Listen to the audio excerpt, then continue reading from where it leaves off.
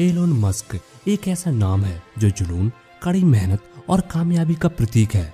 मेहनत हर इंसान अपनी जिंदगी में करता है, लेकिन जब मेहनत, जुनून और एक नए आइडिया के साथ आगे चलती है तब कुछ ऐसा देखने को मिलता है जो दुनिया को अचंभित कर देता है। इस लिस्ट में एक नाम आता है पेपैल, स्पेसएक्स और टेस्ला मोटर्स जैसे बड़ी कंपनियों के फाउंडर एलोन मस्क का, जिनकी जिंदगी युवाओं के लिए मार्गदर्शक और प्रेरणादायक है। फोर्ब्स ने उन्हें 2016 में दुनिया के सबसे शक्तिशाली लोगों की लिस्ट में रखा था। Early life of Elon Musk. Elon Musk का जन्म 28 जून 1971 को दक्षिण अफ्रीका के प्रिटोरिया में हुआ था। वे तीनों बच्चों में सबसे बड़े थे। उनके पिता एलोन मस्क एक ब्रिटिश मूल के दक्षिण अफ्रीकी थे जो पेशे से एक इंजीनियर थे।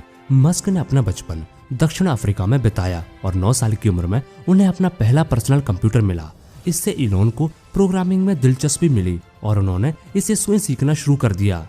12 वर्ष की उम्र में उन्होंने अपनी पहली कंप्यूटर गेम ब्लास्टर बनाई, जिसे बेचकर उन्होंने $500 कमाए। जिस तरह हर सक्सेसफुल इंसान की जिंदगी में कुछ ऐसी घटनाएं घटती हैं जो भविष्य में उसके लिए मील का पत्थर साबित होती हैं, ऐसी ही कुछ घटनाएं एलोन मस्क के जीवन में भी घटी, जिसके बाद उन्हें सफलता की दिशा प्राप्त हुई। सबसे पहली घटना थी 17 वर्ष की उम्र में उनका घर छोड़ने का निर्णय। प्रिटोरिया के एक माध्यमिक विद्यालय से स्नातक होने के बाद उन्होंने अपने माता पिता के समर्थन के बिना अपना घर छोड़ने का फैसला किया और संयुक्त राज्य अमेरिका में जाने का फैसला किया। हालांकि वे तुरंत संयुक्त राज्य अमेरिका में नहीं जा सके।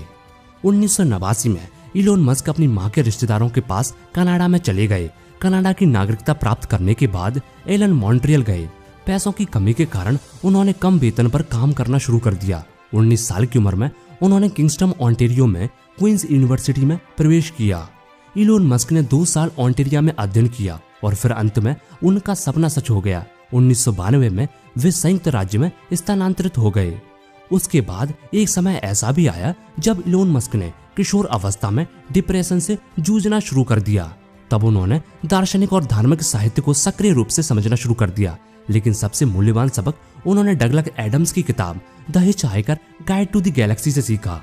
मस्क ने सीखा कि सबसे मुश्किल चीज सही सवालों के साथ अपने आप को पेश करना है, और जिस दिन उसने ऐसा करना शुरू किया बाकी सब उन्हें आसानी से प्राप्त होने लगा। जब मैं कॉलेज में था मैं उन चीजों में शामिल होना चाहता था जो दुनिया को बदल सके।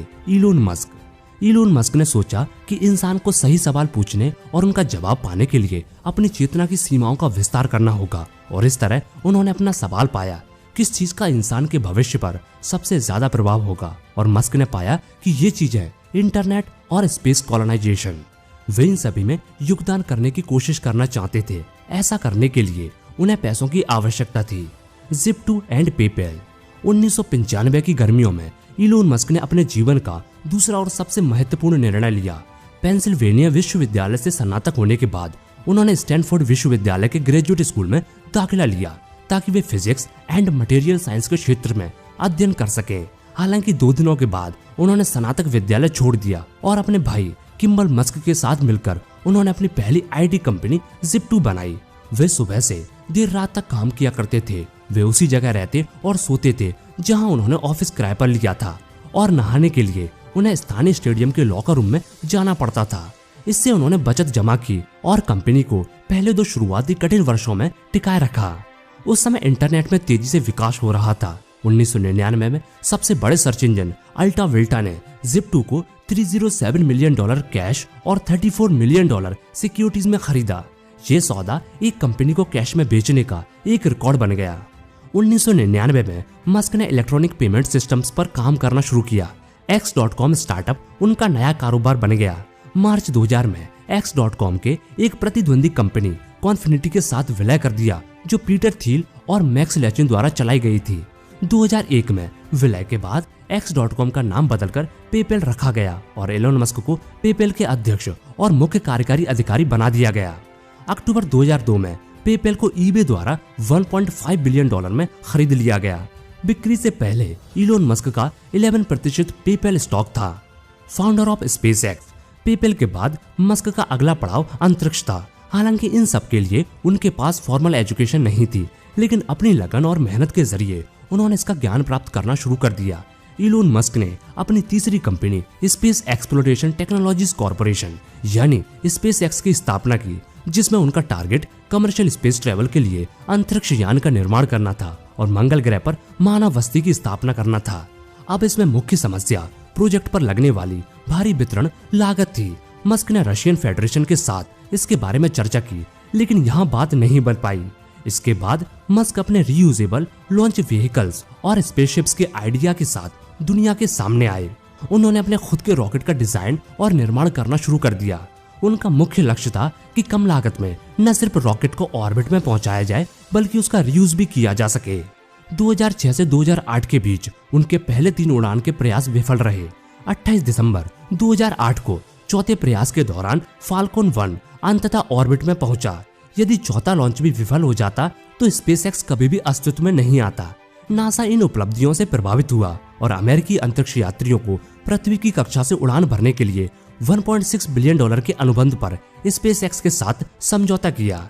टेस्ला मोटर्स 2003 में इंजीनियर मार्टिन एवरहार्ड और मार्क टैरपिन ने टेस्ला मोटर्स की स्थापना की थी। शुरुआत में कंपनी ने खुद को इलेक्ट्रिक वाहनों के पहले सीरियल निर्माता के रूप में स्थापित किया। मस्क ने इन आकांक्षाओं का काफी समर्थन किया। एलन मस्क 2004 में इस प्रोजेक्ट में आए और उन्होंने इस प्रोजेक्ट में $70 मिलियन का निवेश किया। उन्हें बोर्ड ऑफ डायरेक्टर का चेयरमैन बनाया गया।